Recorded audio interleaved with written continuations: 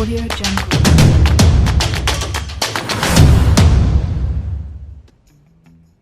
আজ যাচ্ছি আমরা মানিকগঞ্জে প্যারাডাইসের শুটিংয়ে, তাই তাড়াতাড়ি সকাল সকাল অফিসে আসা। অ্যাজ ইউজুয়াল পহিলিকা আপু ড্রাইভারকে লোকেশন ঠিক করে বলতেই পারতেছে না। এই মেয়ে কখনো ভালো হবে না। অবশেষে গাড়ি তো পেলাম, কিন্তু পহিলিকা আপু তো দরজায় খুলতে পারে না।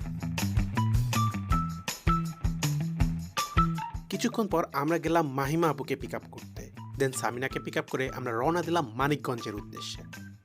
এদিকে মাহিমা আপু আমাদের সবাইকে রাইস বল অফার করলো। ওহ, জোশ ছিল। এদিকে রাইস বল খেতে খেতে সন্ধ্যার দিকে পৌঁছালাম আমরা শুটিং সেটে।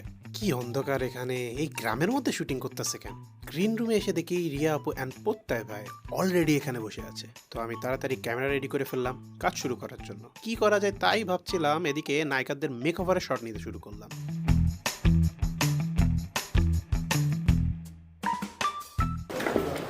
হ্যালো হ্যালো, ক্যামেরা তো পাচ্ছে না।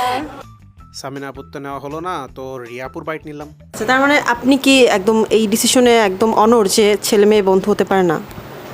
আমি তো সেটাই দেখতেছি। ওকে, ধরে নিলাম।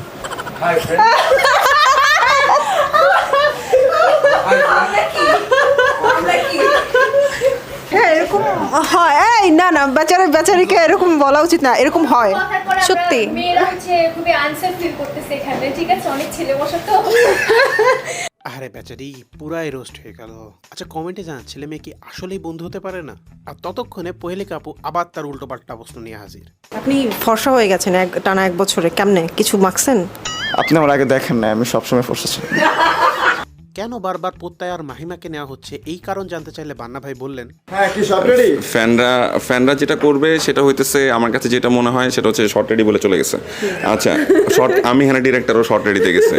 মানে কি বুঝাইলো, মানে ও যা বুঝাইলো, মানে আমরা আরে মাহিমা তো লজ্জা পেয়ে গেল। আর এদিকে প্রত্যয় ভাই তো দৌড়িয়ে দিল। এবার শুরু হলো শুটিং। ব্রেক টাইমে তো সবাই কলাচ্ছলার পাহাড় বানিয়ে রাখলো। আর এদিকে রাহান ভাইয়ের একটা বাইট নিলাম। এরপর শুরু হলো আমাদের গানের আসর।